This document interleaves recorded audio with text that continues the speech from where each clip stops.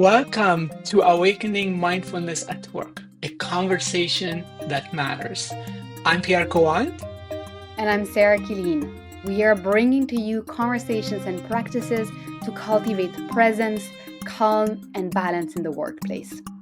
So let's begin right here, right now. Hi. Happy Friday. It's Friday here. I don't know what day it is when you'll be listening to this, but we're delighted to be here with you all, mindfulness friends, for another week of reflection and meditation and philosophy and, just conversation and friendship. So welcome. I have no idea what today's topic will be. Very excited. But before we do that, let's just arrive for just a few seconds and just breathing. So maybe just, taking a few deep breaths wherever you are. Deep breath, just arriving in the body, getting ready to listen. Pierre, I see you have your eyes closed. That's great. Wonderful way to turn inwards. I'm aware not Yeah, everyone can do that, but yeah. What are we talking about today, Pierre? yeah. So today I would like to talk about something that's often misunderstood, which is boredom. It's like being bored. Boredom, I think, gets a bad reputation. It's often seen as something, something that's wrong, something like we're lazy or we're disengaged or maybe we're doing something meaningless. But what if boredom isn't actually a problem to fix? So what if it was something that can be looked upon as being an invitation to open up and to be more aware. So I'm going to talk about that a little bit, and I'm so looking forward to having that conversation with you, Sarah, about this. Um, so we may encounter boredom in many ways, including in meditation. So sometimes we don't even start our practice because we're afraid we're going to be so bored, or sometimes during the practice, boredom comes up and we might start to check the clock, or we might start to wonder, what is this? Why is this? And even get discouraged. But here is a whole different perspective that I want to share on boredom. Boredom can be a doorway, like an invitation to be aware and to be present. So the next time you experience boredom, whether it's before your meditation or during your meditation, I would like to invite you to try this. So, pausing, noticing, what does boredom feel like? Where is it in the body? Is it tightness somewhere? Is it heaviness? Is it restlessness? And then, how does it feel? you know, Checking in. Is there some anxiety behind it? Is there some maybe shame or some guilt behind it? And then also what's going on in our mind, like all the thoughts that might be coming up, like this is a waste of time, or I should be doing something else, or, all kinds of thought might be coming up. So just this act of turning it around and turning boredom into investigating it and being curious, that shifts the dynamic. It can shift the dynamic. So we're no longer lost in it or fighting it. We are, at this point, we are aware. And then from that awareness, we can choose maybe to return to the breath or the body or the sounds around us. And we can either start or continue our practice. So today, I invite you to consider boredom not as the enemy, but as a friend that points us to the path. So basically, befriending boredom. And yeah, I'm looking forward to your thoughts Sarah, and to chatting more about how this Mm. thing we call boredom can be turned around and it can be an opportunity instead of a problem. Mm. I love this so much. And I jotted down so many things in my little post-it there. So I'll try to be, to just start with one and see where that leads us. But I have a confrontational, I have something that's a little bit that will, yeah, that will confront some people, which is what if boredom was a skill? That's the first thing that came to me because, you know, the example I would go to when talking about boredom is waiting for a bus. You're by the side of the road, you're waiting for the bus, you have 15 minutes to wait. And how many people are actually just waiting for the bus? And being not just being okay with boredom, but kind of luxuriating in boredom. This being a gift in a way. Where oh, there's this time and this space where I can just hang out with myself and I can just be. Mhm, Very few mhm. people, when you're at the bus stop and you look around, and so many people are on their phone. We're on their Yeah, we're texting, we're calling, we're scrolling, whatever it is. We're distracting ourselves as if we wanted to run away from this. I'm not doing anything. I'm just bored. yeah, And I think that's just really interesting. This drive for distraction, this longing for I need to be doing something.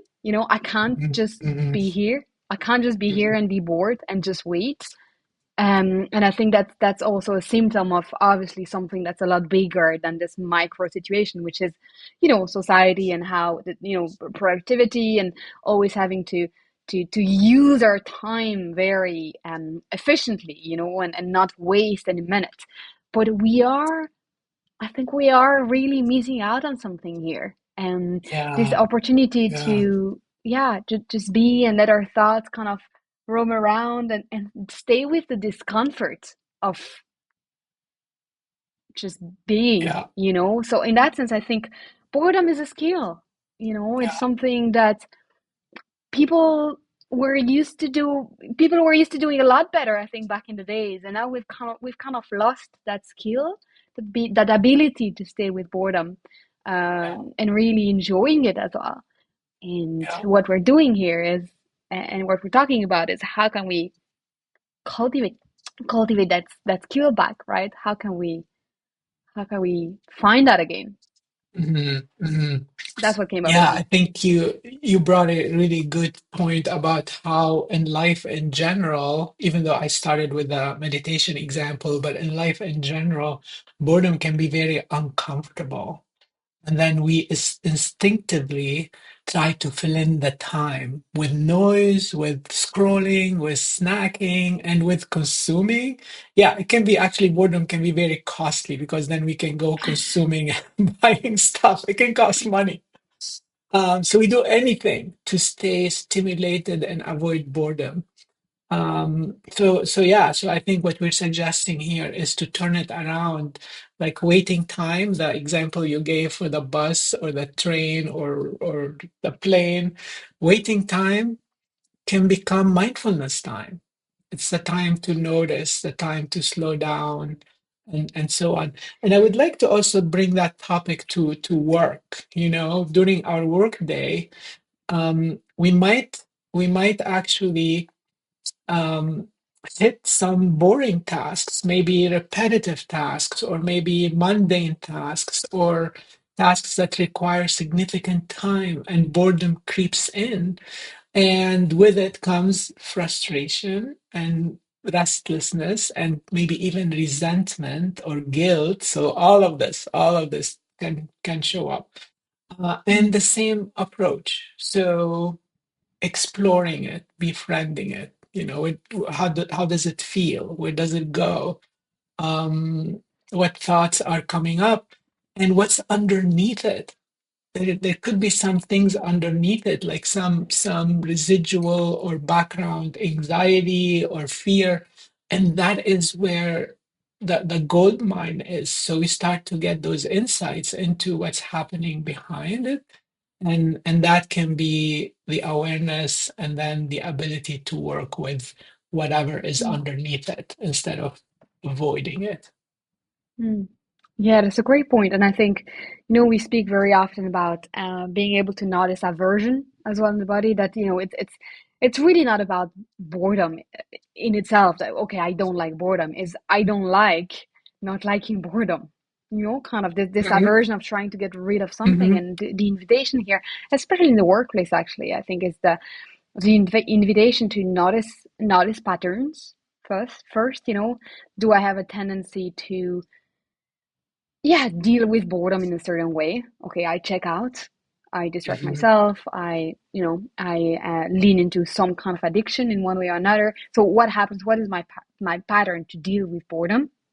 And then what is underneath, like you're saying, is there aversion? What kind of feeling tone is there? So when we're looking at what does boredom feels in the body, also Hmm. investigating what does not liking boredom feels in the body. Because very often Hmm. it's actually not really about the boredom. It's not about the sadness. It's not about the anger. It's about me not liking it, or me not wanting it to be there, Yeah, or me not, yeah. And I'll add to that, Sarah, this belief that we somehow get into, I shouldn't be bored. So it's not boredom that's the issue. I think that's kind of what you're alluding to. It's not the boredom that's the issue. It's the belief that we shouldn't be bored. And then we make a big deal out of it. Like, oh no, I'm bored. I shouldn't be bored. So by noticing this I shouldn't be bored and going back to checking into, so what does boredom feel like?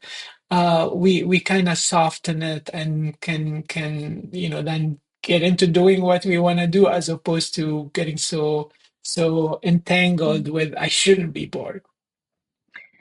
Yeah, and also I think it's important to mention that boredom can look like so many different things for so many different people, and we are now calling it out. Oh, it's boredom. Uh, but I'm pretty sure, for you, for me, there's times when we're bored and we're not necessarily aware that's boredom as well. So I think this making it conscious, I think, is very important as well. It's very difficult to investigate something and, okay, where is it in the body? How do I really feel about it if we haven't recognized it first, right? So catching it again, like we were Yeah, saying, and making it conscious. So, some behavior, some patterns, some might actually be boredom, and we haven't recognized it yet. So, yeah. yeah. So behaviors that are hiding as boredom.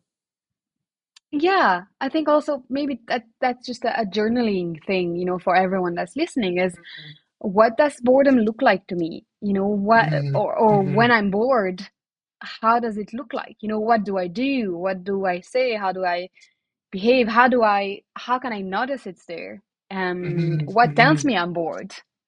So that Yeah, it's more conscious. And the next time I'm actually doing that action or behaving in that way or, thinking that thought, there's almost a little alarm, there's a little bell that says, oh, boredom, boredom, boredom.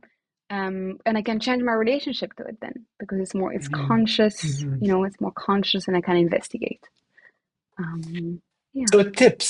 So what tip or a few tips for when we feel boredom? Obviously, we talked about the whole approach of exploring and being curious, but aside from that, like little practical things, what would you do, Sarah, if you feel boredom is creeping in? Is there some special thing you might do? Just to give you an example, like I might do a little bit of Tai Chi, Mm, and that can move the body and then it changes the dynamic. So mm. movement could be even a small, just couple of minutes of movement could shift the dynamic. Anything that comes to mind for shifting the dynamic? Yeah, it's something that I learned from one of my teachers, Awakening the Wild author, Mark Coleman. And he was talking about boredom being a lack of interest or stimulation as well. If you notice that you're being bored, it's a wonderful opportunity to actually put your attention on something that does not bore you as well. So, whether it is then on your breath, you actually do a being present, which what could be what could be less boring than being with, this miracle of life that we are, and being with yourself? Nothing Mhm. really. So either turning that gaze towards just presence, or Yeah. turning it to something that is meaningful, that is interesting, that is stimulating, finding a way to um finding a way to feed your attention in a way. So boredom in that sense is an invitation to place your attention on something that does not bore you. Okay. Okay. That's a good um one. Shifting, yeah, shifting, which is, switching channels, switching channels. Yeah. switching channels, but Cool. intentionally, not Hmm, again hmm. the scrolling or the distracting, but actually, asking Yeah. yourself, what excites me, what stimulates me, what interests me. Yeah. Yeah, that's something that's been working really well for me. Great. Okay. So I have a crazy idea as a closing comment, and that is scheduling time to be bored. So just sit and be bored and explore boredom. Um, yeah, so see what that's like. Experiment. I think one of the very valuable things I find in throughout our mindfulness journey, there's so much that we can learn by experimenting and getting real data. How does it feel like? Instead of, thinking too much about it and trying to find the ideal solution. And so, yeah, experimenting. So find a scheduled time to be bored this week and see what happens. I love this. Okay. It's a different mindset as well. It's a mindset Yeah, shift. yeah, Yeah, yeah. yeah. Great Thank you, one. Thanks, Sarah. Pierre. Yeah, thank Thanks, you, Pierre. Thanks, everyone. everyone. See you next time. See you next week.